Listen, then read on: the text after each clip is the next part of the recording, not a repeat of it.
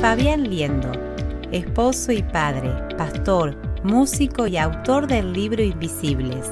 Actualmente desarrolla su ministerio en la Congregación Real Ciudadela y es director de Real Proyecto, además de su reconocida trayectoria musical, siendo el líder del grupo Kiosco, con la cual inspira a expresar nuestra pertenencia a Cristo.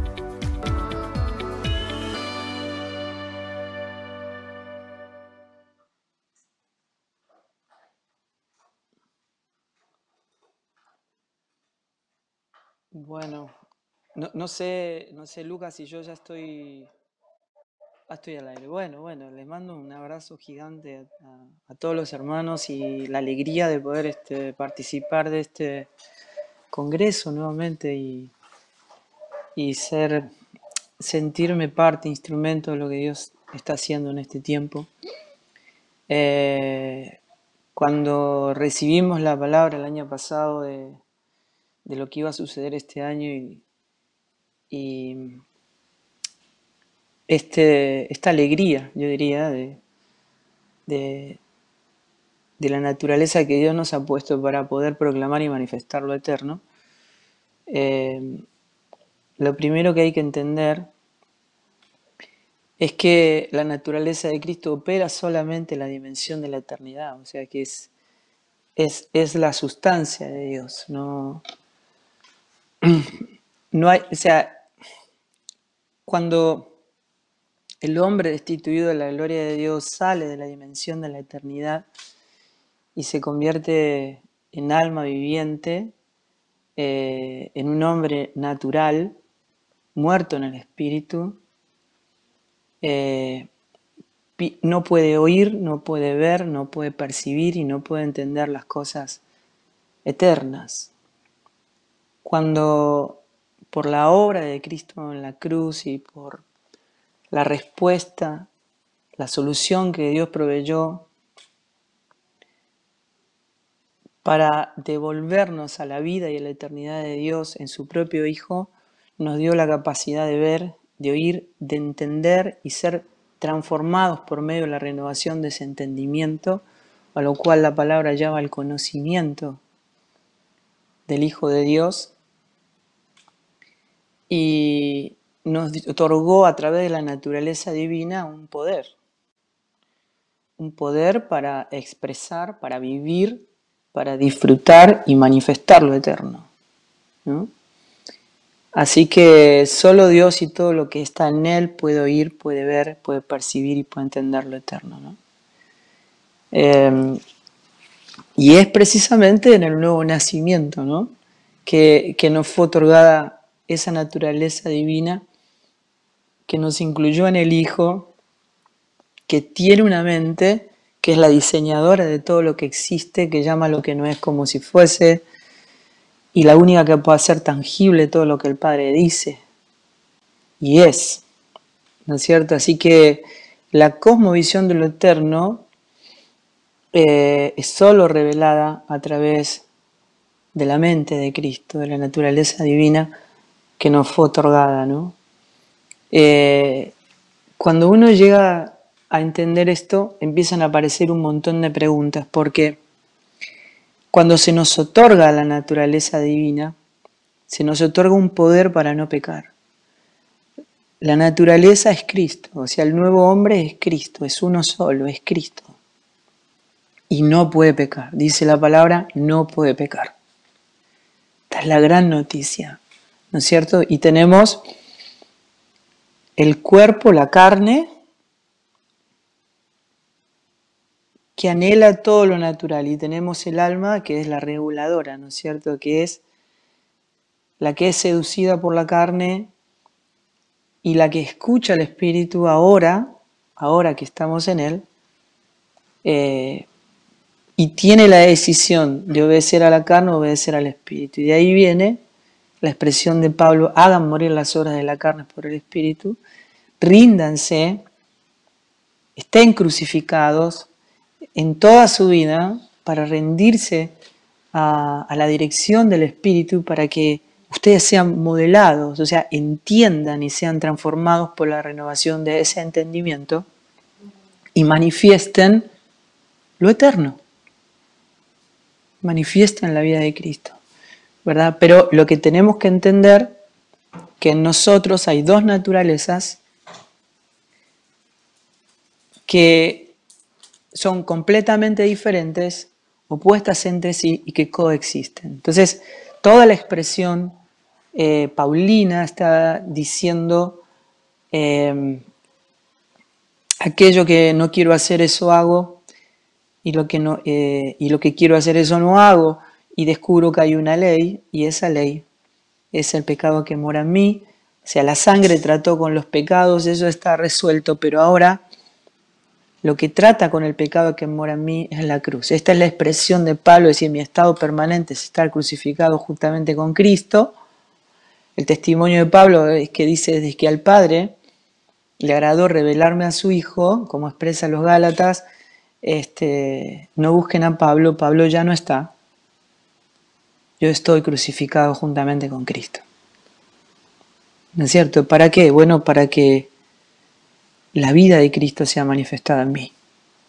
Llevo la muerte de Cristo a todos lados para que la vida de Cristo sea manifestada. Así que en esta permanente guerra, hasta que el Señor nos venga a buscar con la carne, surgen un montón de preguntas en los procesos de Dios. Y hoy es lo que vamos a hablar, porque en realidad lo que me gustaría poder hablar con ustedes entre hoy y mañana es acerca de la ceguera espiritual. ¿Qué es lo que no podemos ver cuando aún estamos en Cristo, ¿no es cierto? ¿Por qué estando en Cristo hay cosas que no podemos ver? Y así poder entender los procesos de Dios, por qué la iglesia no manifiesta lo que es en realidad. ¿Qué es lo que está ocurriendo? ¿Qué es lo que estamos perdiendo en los procesos de Dios? ¿Y qué necesidad tenemos nosotros de volver al origen, de volver permanentemente al diseño de Dios, al propósito para el cual nosotros fuimos creados, ¿no es cierto?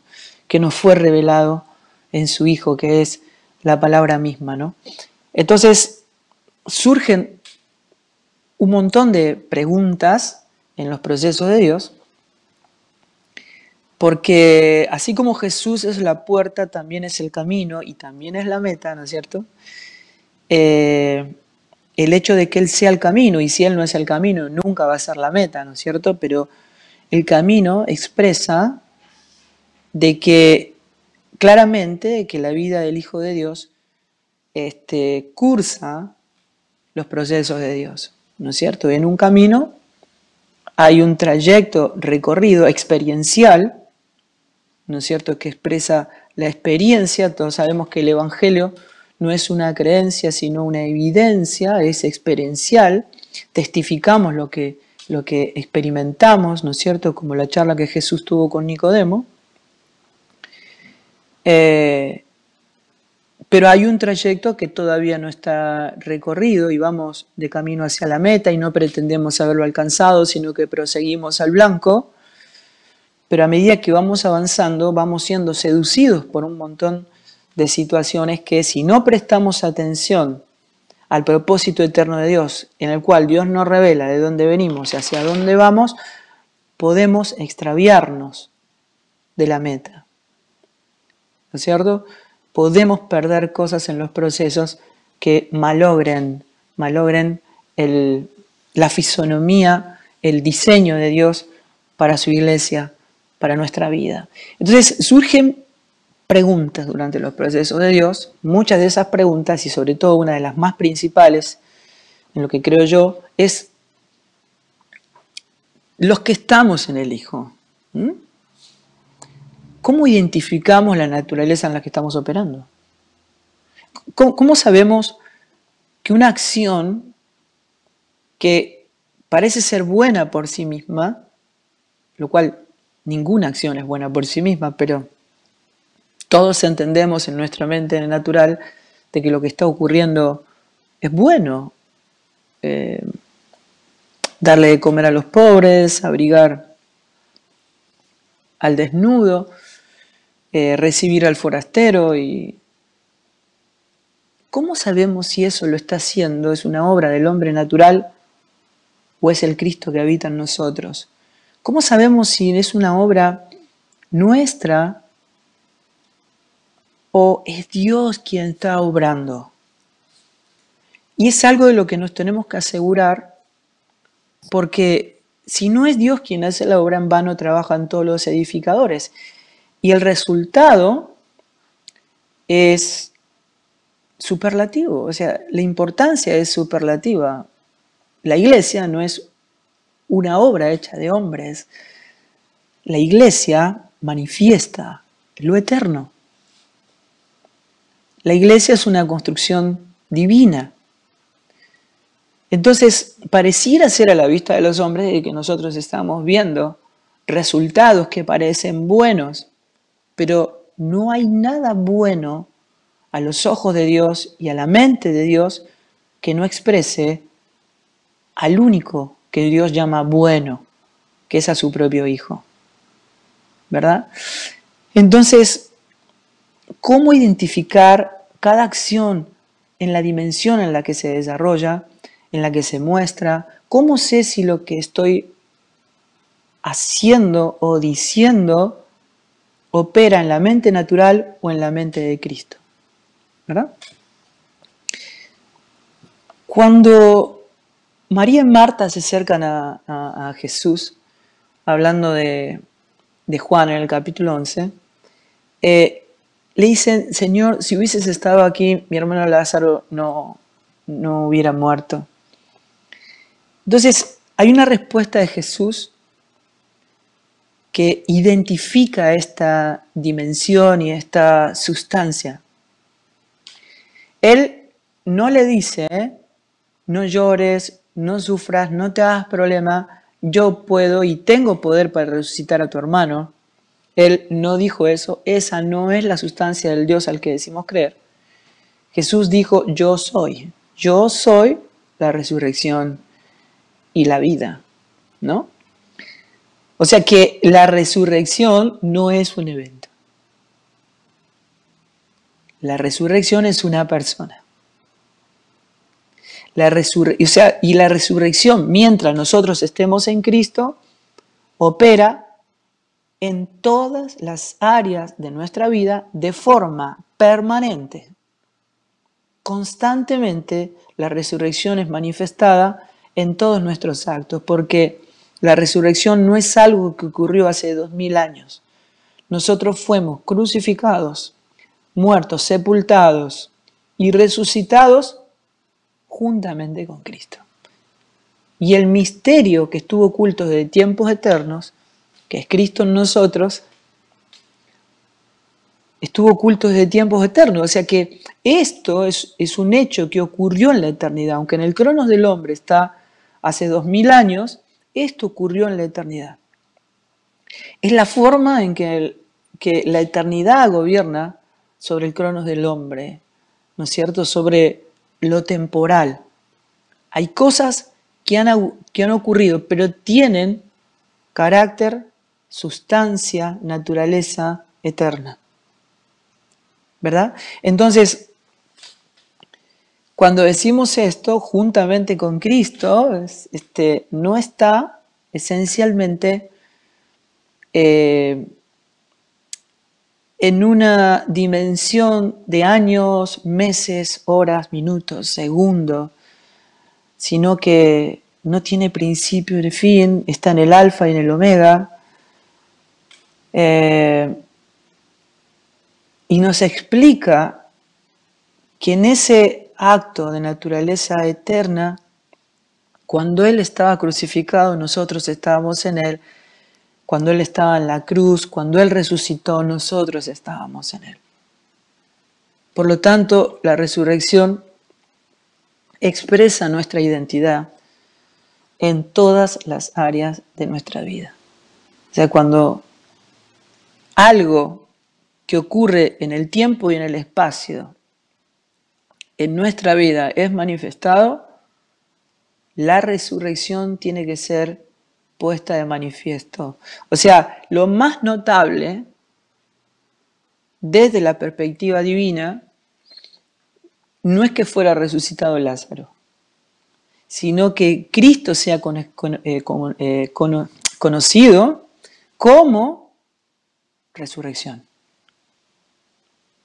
Este era el punto. Él es, Jesús dijo, yo soy. Y ustedes quieren que me conozcan como lo que yo soy. Yo soy la resurrección. ¿Verdad? Y opera en todo aquello que Dios gobierna.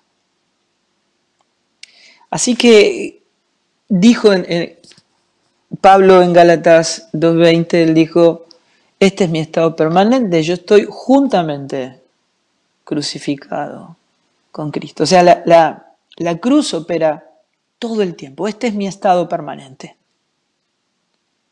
¿Para qué? Bueno, para que la expresión de lo eterno, o sea, que yo, mi carne, que es temporal, no sea manifestado, sino que sea manifestado lo eterno, que es el Cristo que habita en mí, la vida. ¿No es cierto?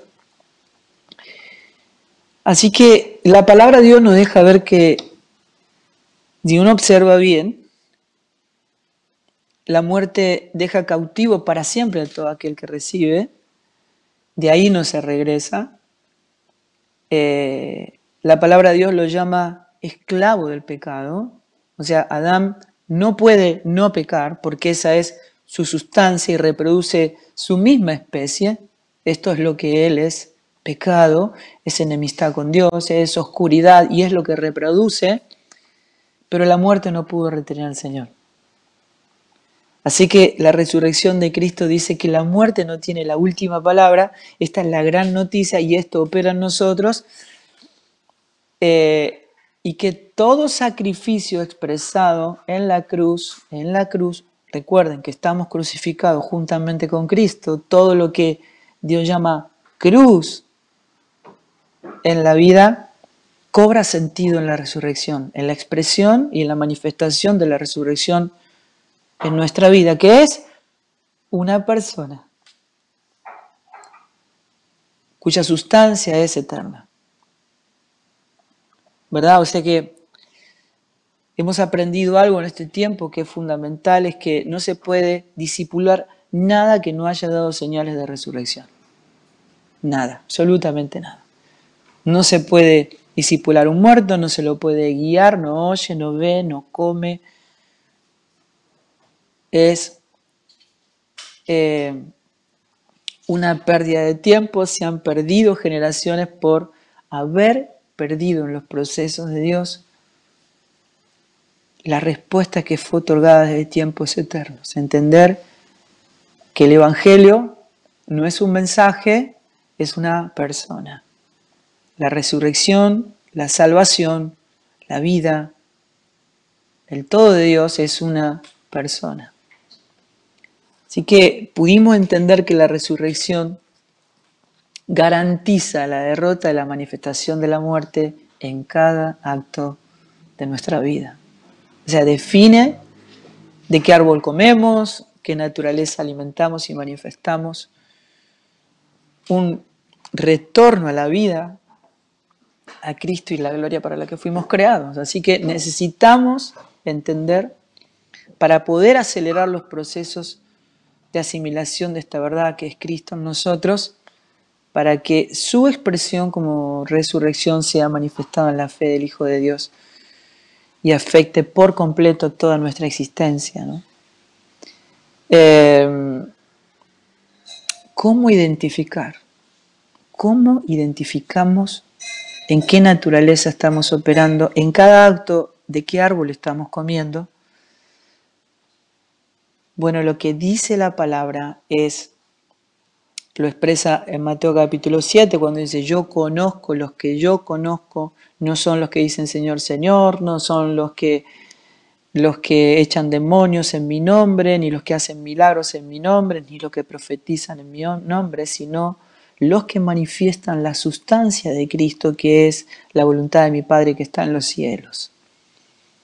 ¿No es cierto? Y nos expresa la palabra de Dios que somos conocidos por Él, porque lo que está diciendo Jesús a toda esa gente que ha hecho cosas buenas durante toda su vida, a los ojos del hombre natural, el Señor les dijo, no los conozco.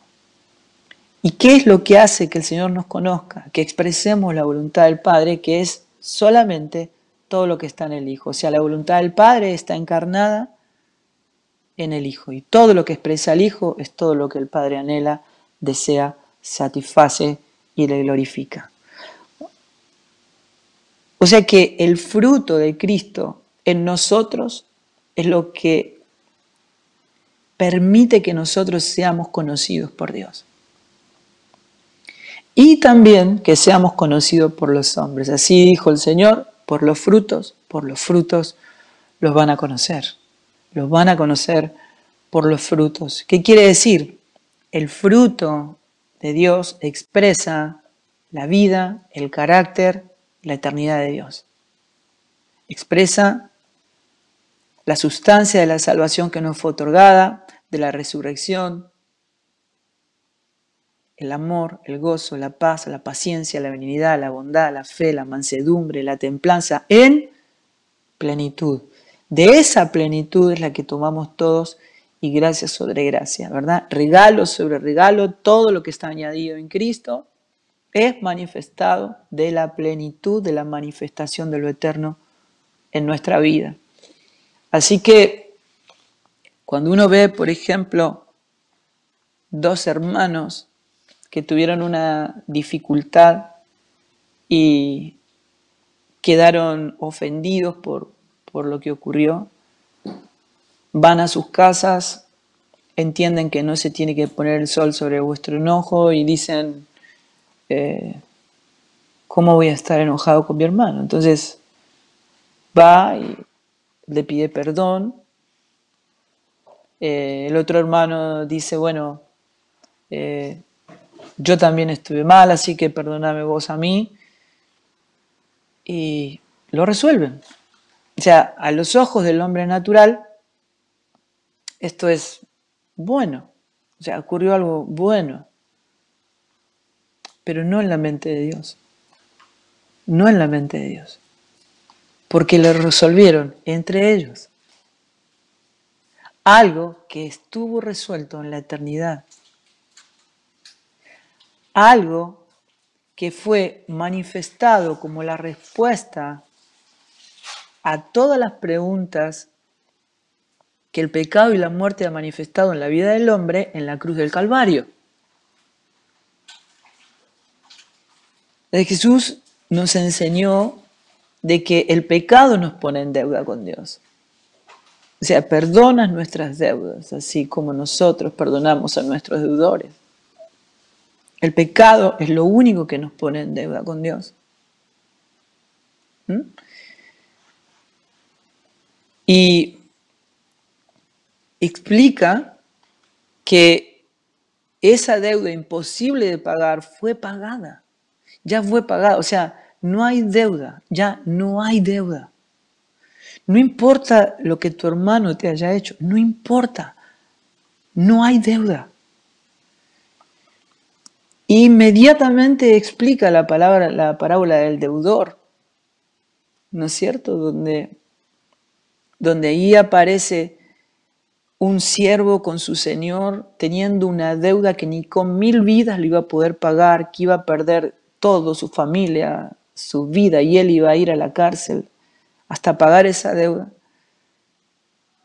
Y él le ruega al Señor y el Señor no solamente no le quita la familia, los bienes, ni lo manda a la cárcel, sino que además le perdona la deuda. Saliendo de ese lugar, se encuentra con un consiervo que tenía una deuda ínfima con él y lo presiona y lo manda a la cárcel hasta pagar su deuda. Cuando los otros consiervos ven esto,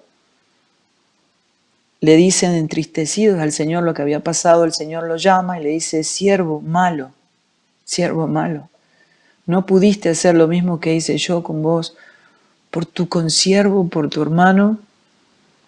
Ahora te vas a tener que hacer cargo de la deuda que tenés conmigo. Esto es algo gravísimo, o sea, es algo que nos tiene que ser revelado. Es algo que no puede ocurrir más entre nosotros. si queremos que la vida y la eternidad de Dios sea manifestada al mundo. No hay deuda. Ningún enemigo, nadie. Caminamos con gozo por el, digamos, por el gozo puesto delante de nosotros de manifestar la gloria de Dios, la salvación otorgada al mundo y el resultado de esta redención manifiesta es que no podemos nosotros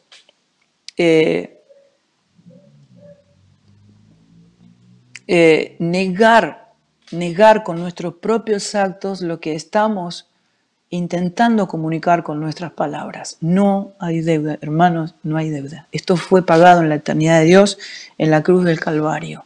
Por eso podemos decir con gozo que podemos poner la otra mejilla, amar a nuestros enemigos, bendecir a los que nos maldicen, amar al que no merece ser amado y perdonar al que no merece ser perdonado. Esa es la vida del Cristo que habita en nosotros, lo que expresa su eternidad.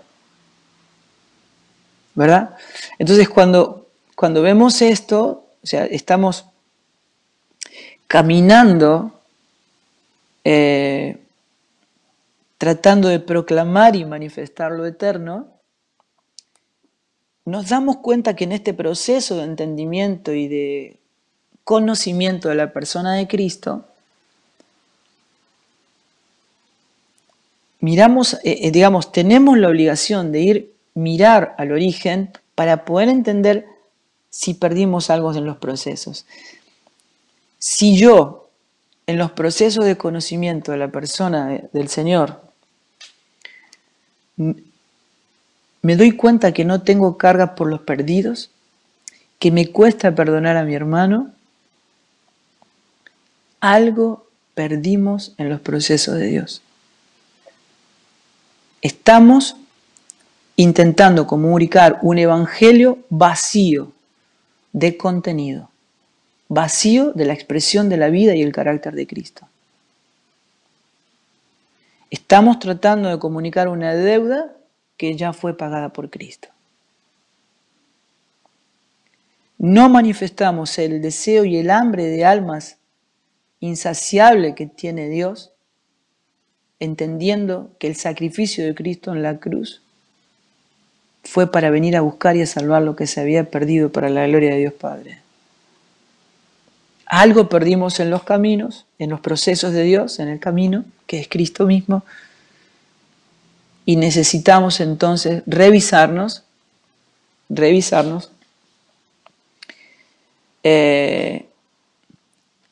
cuando hay una expresión de una mente incidental, ocasional,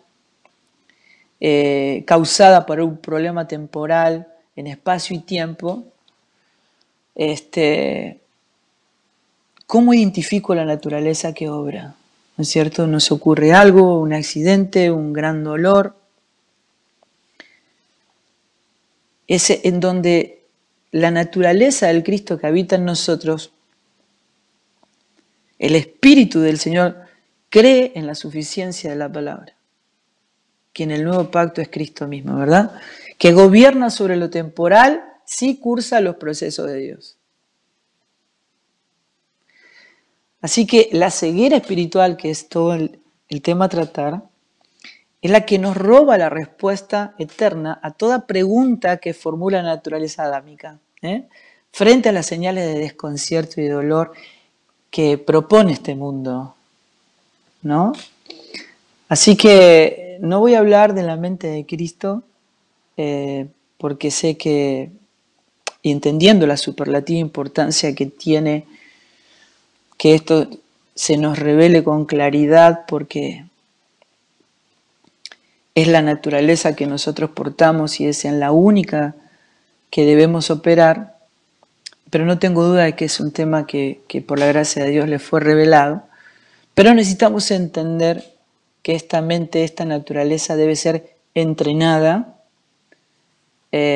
modelada para que Dios logre un ajuste en su iglesia y la expresión del Evangelio, de lo eterno, del Cristo, que habita en nosotros, que es el motivo por el cual fuimos creados. Así que una de las cosas que dijo Jesús a los fariseos es: ustedes no entienden mi lenguaje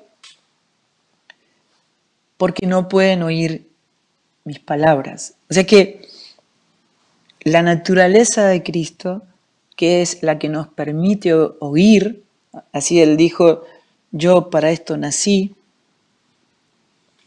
para dar testimonio de la verdad, y el que es de la verdad oye mi voz, oye mi voz. Solo los hijos oyen, solo los hijos ven, y el poder escuchar su palabra ajusta el lenguaje. Entonces ellos decían: ustedes no entienden mi lenguaje. Todo les resulta extraño cuando es precisamente ustedes quienes dicen conocerme. Ustedes son precisamente quienes dicen conocer a Dios y quienes le enseñan la palabra de Dios al pueblo. Sin embargo, no me entienden porque no pueden oír mis palabras, ¿no? Así que oír la palabra de Dios produce este ajuste, el cual es de superlativo valor, ¿no? Para expresar la gloria de Dios y la salvación del pueblo perdido, muerto, por el cual Cristo vino a rescatar. Así que hay una preocupación que permanentemente se va trasladando de generación en generación. Digo yo, todos lo entendemos, ¿no? Pero motivados por el humanismo, por el hambre de conquista, por el deseo de emerger, el deseo de realización personal, que secuestra el lenguaje y lo expresa vacío de contenido. Esto es algo que siempre va a ocurrir cada vez que la palabra es dada. El Señor expresa que hay 4 lugares donde pueden caer, por lo menos es lo que expresa la parábola, pero hay solamente un porcentaje que cae en buena tierra, ¿no es cierto? Muy probablemente el resto pueda dar testimonio del fruto que Dios produce en aquellos cuya semilla cayó en buena tierra, que da fruto a 30, 60, a 100 por uno. Entonces, muchos pueden verlo, lo pueden describir, ¿no es cierto? Hoy que yo a veces veo a mi mamá que mira cosas por televisión y de otros países, y hablan de cómo es la comida en otros países y de lo diferente y de lo lindo y lo maravilloso. Pero están contando la experiencia de otros, no es su experiencia, lo están viendo por televisión. Y nosotros damos testimonios de una evidencia, de una vida que ha sido manifestada, ¿no es cierto? De lo que hemos visto damos testimonios, así es como el Señor hablaba con Timoteo, con Nicodemo. Así que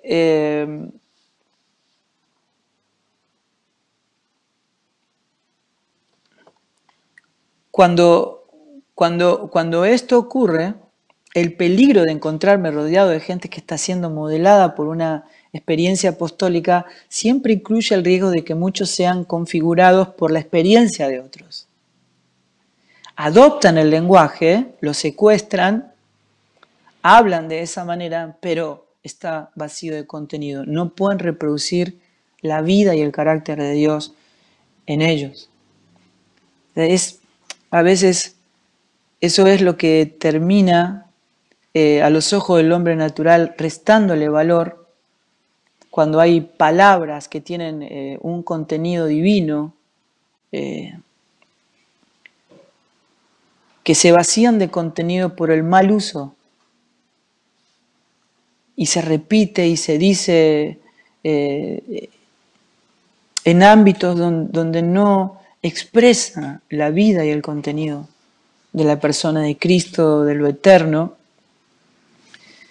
Y uno vive consciente del temor de esta realidad, pero lo que no vamos a poder evitar es saber que hay semillas que van a caer al costado del camino, entre piedras y entre espinos, ¿no? Y que esa semilla se va a hacer infructuosa. Cada uno que escucha la palabra tiene que asegurarse a sí mismo de que uno se convierta en buena tierra. O va a ser imposible que lo eterno sea proclamado y manifestado, porque lo eterno es una sola cosa y es Dios mismo, ¿no es cierto? Y Cristo es el Evangelio, o sea, si el carácter y la vida de Cristo no es manifestada, no hay Evangelio. Hay un mensaje, hay una expresión, hay un lenguaje, pero no está la vida. Está vacío de contenido. Así que entendemos que es un riesgo que todos tenemos que correr cuando Dios no se introduce en cada ámbito. Siempre hay un remanente y esto es lo que tenemos que saber, siempre hay un grupo. Por eso es tan importante responder a las señales que da la vida que habita en nosotros y avanzar hasta que todos lleguemos a la unidad de la fe y el conocimiento del Hijo de Dios, ¿no es cierto?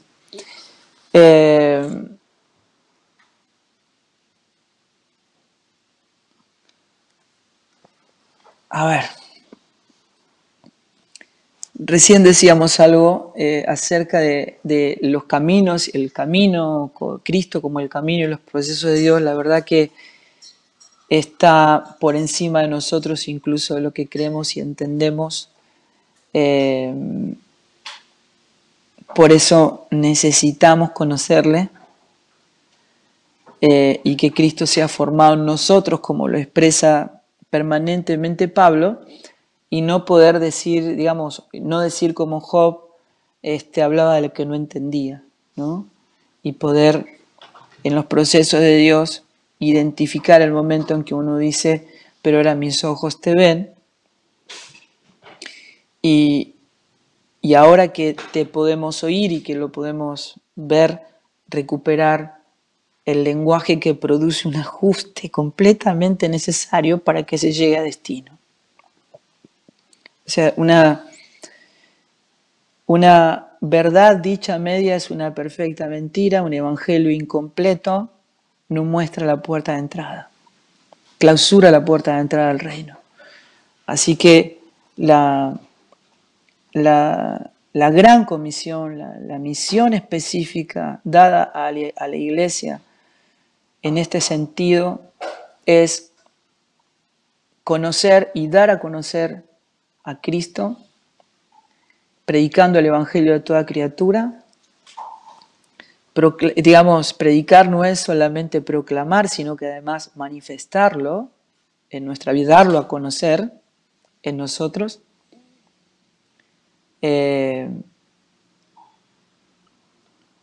Discipulando y enseñándole todas las cosas que el Señor nos ha mandado.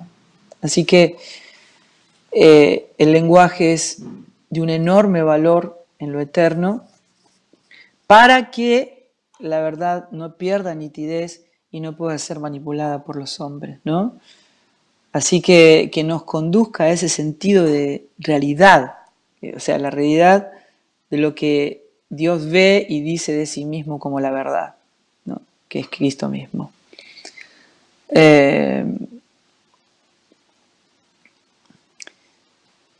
Hay una referencia que compartí la vez pasada con un hermano muy querido, de cuando en 1 Crónicas 12:32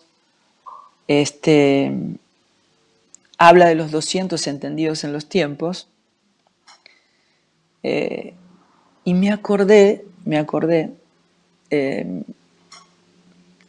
del pasaje de Mateo capítulo 16, de donde vienen los fariseos y los saduceos, que eran los conocedores de la ley, supuestamente los entendidos de que habría de venir el Señor, o sea, los entendidos de los tiempos de Dios, de lo que había de manifestarse.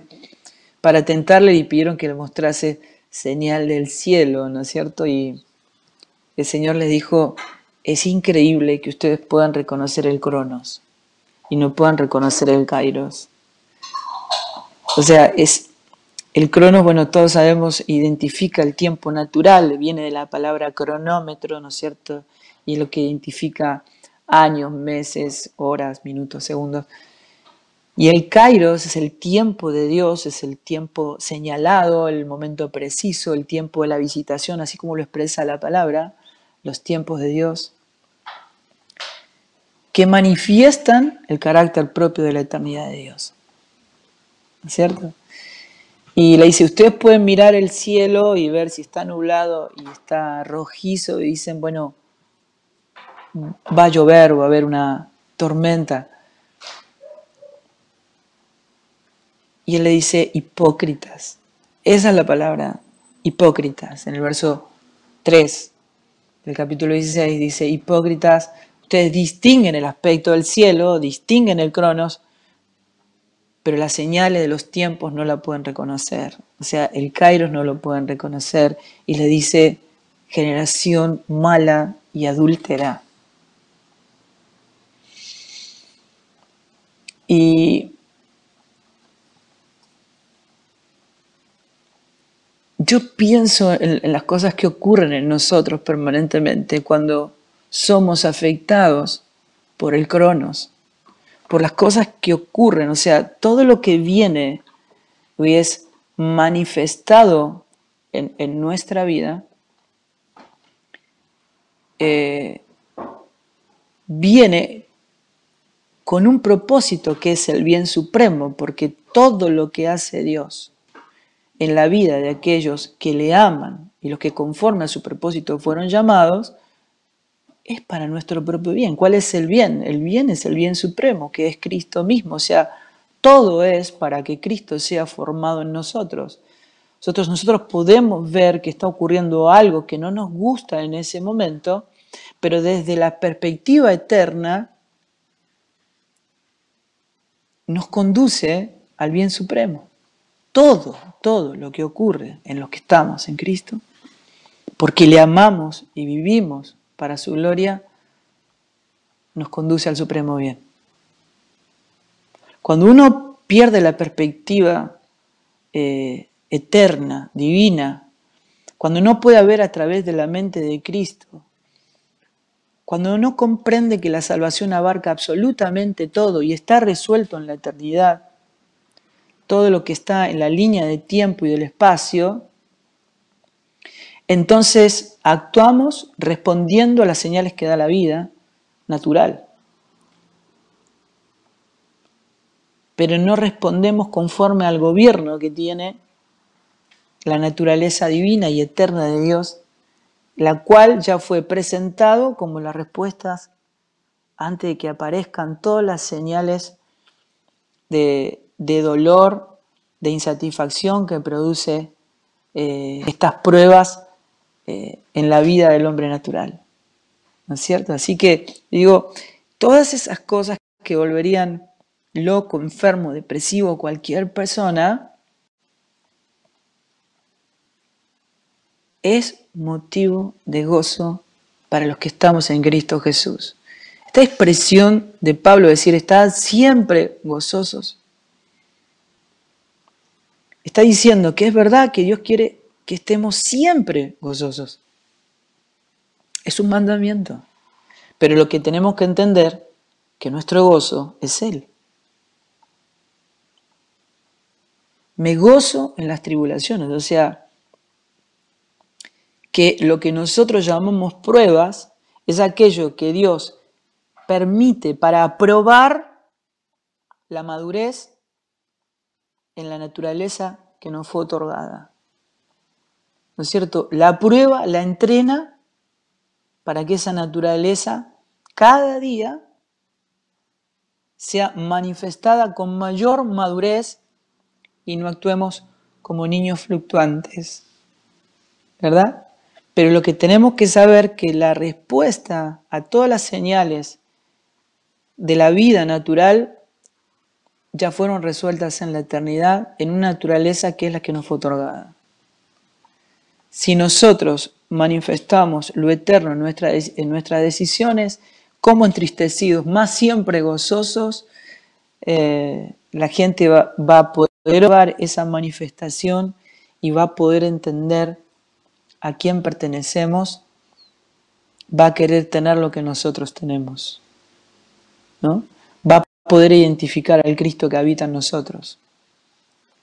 1 Corintios 12, versículo 7, dice, pero a cada uno le es dada la manifestación del Espíritu para provecho, para el bien de todos, para el bien del cuerpo, para todo lo que está en el Hijo, que no trae ruido al cuerpo, sino que manifiesta la vida.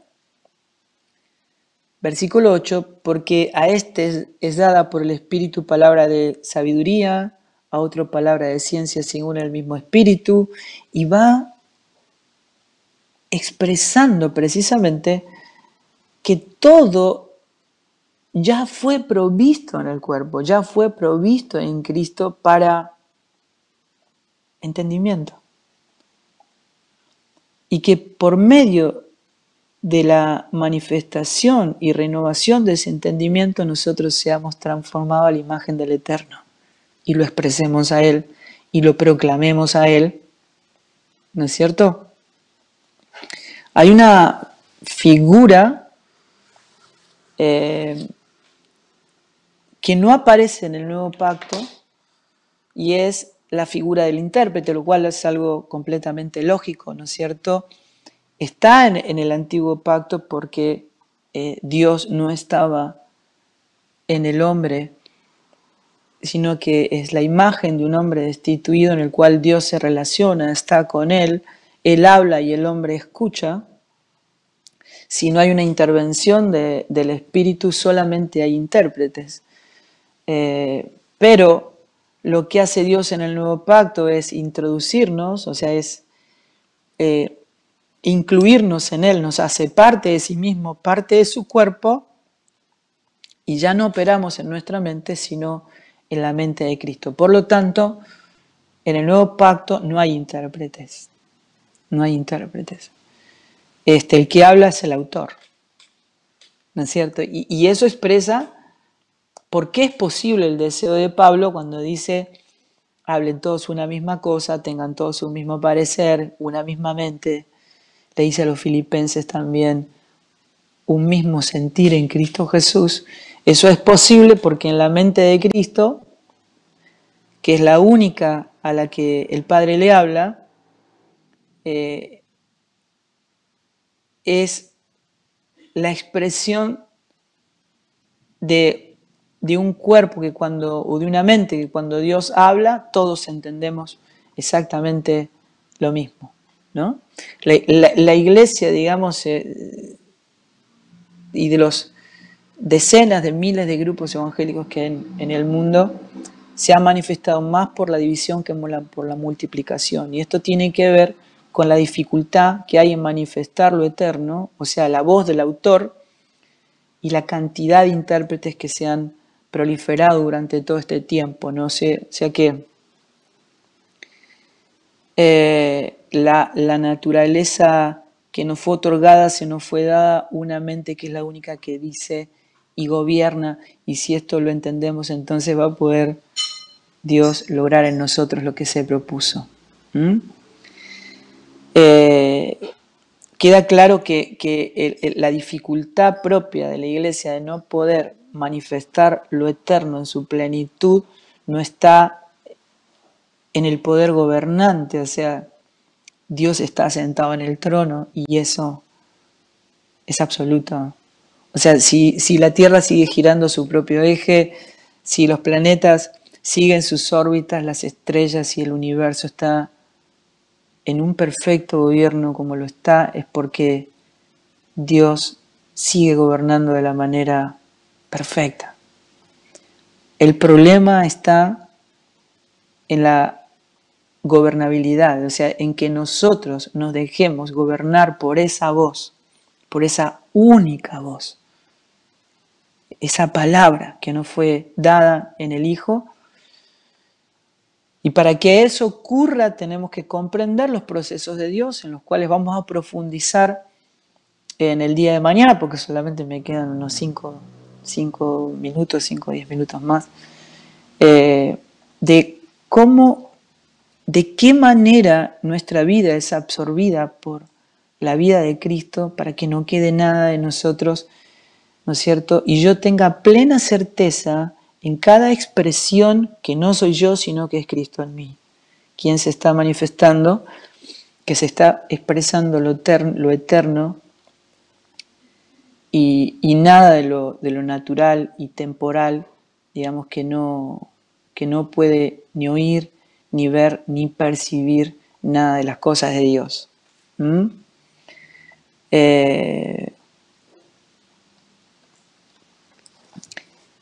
Para poder terminar hoy,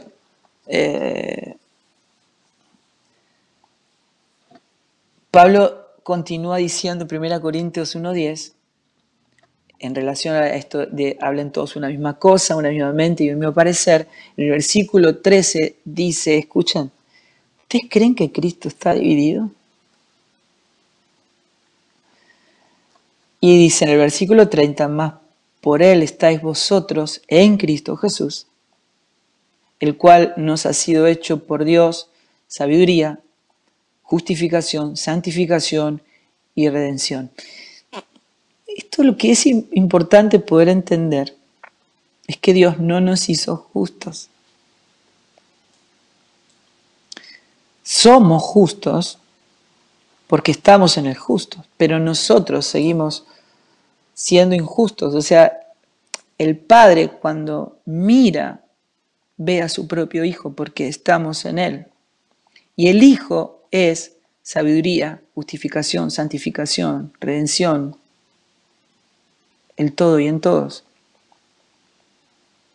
Pero nosotros nos convertimos en la sustancia de la sabiduría, de la justificación, de la santificación y redención, aunque permanecemos en perfecta ignorancia.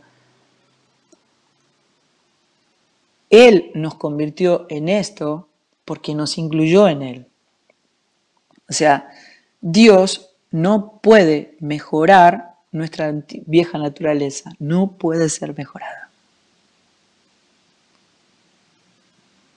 Sino que tiene que ser manifestada en muerte para que la vida se manifieste en lo que Cristo es en nosotros, sabiduría, justificación, santificación y redención.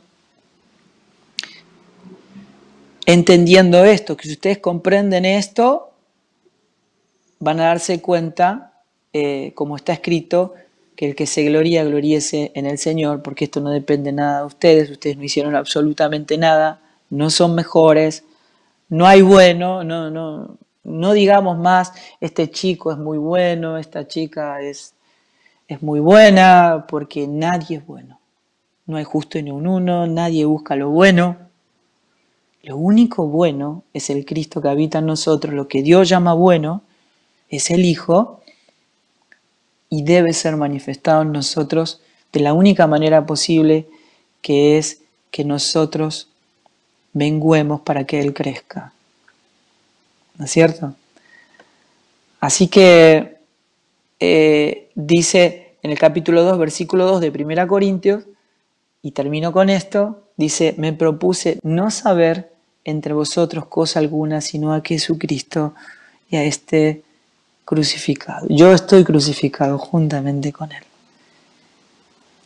Por eso no hay confianza en mí mismo. Una de las señales sustanciales, la primera señal que aparece en alguien que está crucificado juntamente con Cristo, es que no confía nunca más en sí mismo. La autoconfianza es demolida. Lo único que pasa, o sea, la resurrección es alguien que tenía vida, pasó por la muerte y conservó la vida, retuvo la vida, venció la vida, pero deja las marcas de la muerte. Así como Cristo, cuando fue manifestada la resurrección, lo vieron con las marcas de la muerte, esas marcas que deja el haber pasado por la cruz, entendiendo que la cruz nos despoja absolutamente de todo. Lo único que queda es alguien pequeño, quebrantado, indefenso, inválido, que no puede valerse por sí mismo. De todo depende del Señor y no hace Él las cosas, sino que las hace el Señor. Así que Pablo dice en el versículo 3, estuve entre vosotros de esta manera, como un inválido, débil y con mucho temor y temblor.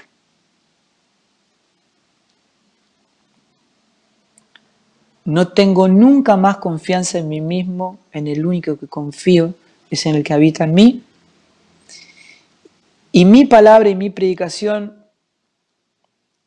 no fue con palabras persuasivas de humana sabiduría, sino con demostración del que habita en mí, o sea, de su espíritu y de su poder, para que nuestra fe no esté fundada en la sabiduría de los hombres, sino en lo eterno, en el poder de Dios. Y cuando Pablo dice que fuimos a vosotros con demostración de poder de Dios, ¿cuál es el poder de Dios? Bueno, es aquello digamos, el poder es que aquellos que ya fueron redimidos en la cruz sean redimidos en la vida real, en la vida natural, en el cronos del hombre, o sea que lo eterno sea manifestado en todos los ámbitos en el cual Dios nos introduce, para que lo eterno transforme y gobierne sobre lo natural y Cristo sea dado a conocer. Todo nos fue concedido en Él y tenemos que poder identificar en qué mente estamos operando. Mañana vamos a tratar de ver cómo abordamos, o sea, cuál es el abordaje sobre esta verdad para que esto ocurra específicamente en nosotros. Así que bueno, les mando un abrazo gigante. Es una alegría compartir este tiempo con cada uno de ustedes.